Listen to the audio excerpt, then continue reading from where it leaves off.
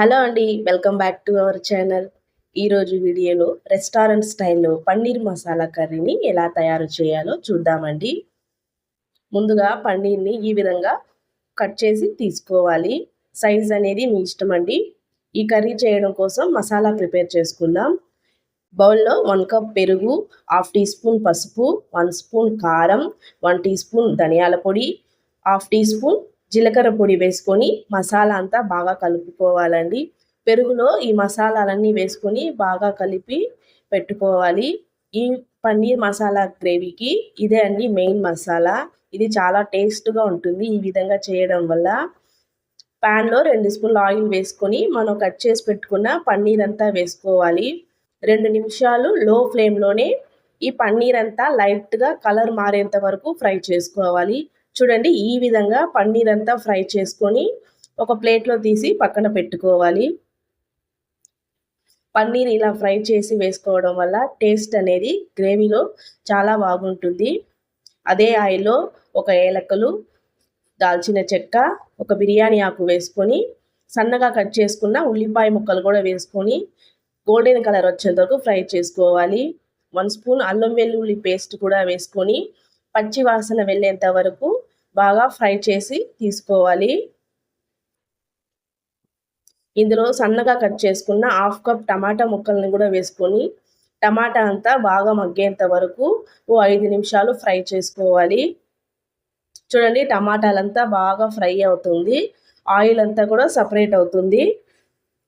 ఇప్పుడు ఇందులో రుచికి సరిపడా సాల్ట్ కూడా వేసుకొని బాగా కలుపుకోవాలి.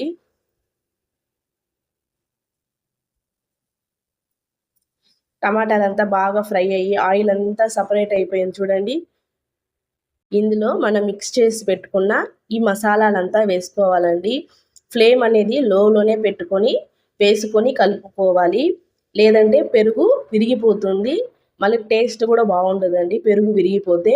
ఈ విధంగా ఫ్లేమ్ లోలోనే పెట్టుకొని 5 నిమిషాలు బాగా కలుపుకోవాలి.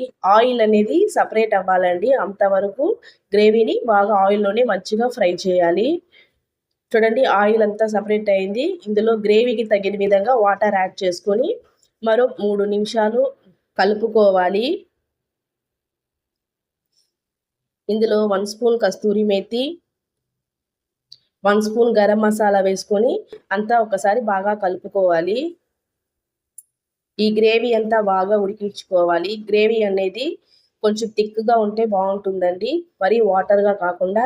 ఇలా ఉడికిన తర్వాత ఇందులో మనం ఫ్రై చేసి పెట్టుకున్న పన్నీర్ ముక్కల్ని కూడా వేసుకొని బాగా కలుపుకోవాలి.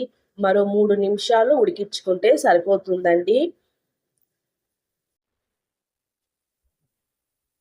ఇందులో చీల్చిన 4 పచ్చిమిర్చి, కొద్దిగా కొత్తిమీర వేసుకొని కలుపుకుంటే మన పన్నీర్ కర్రీ రెడీ అండి. చాలా ఈజీగా చేసుకోవచ్చు, టేస్ట్ అయితే చాలా బాగుంటుందండి.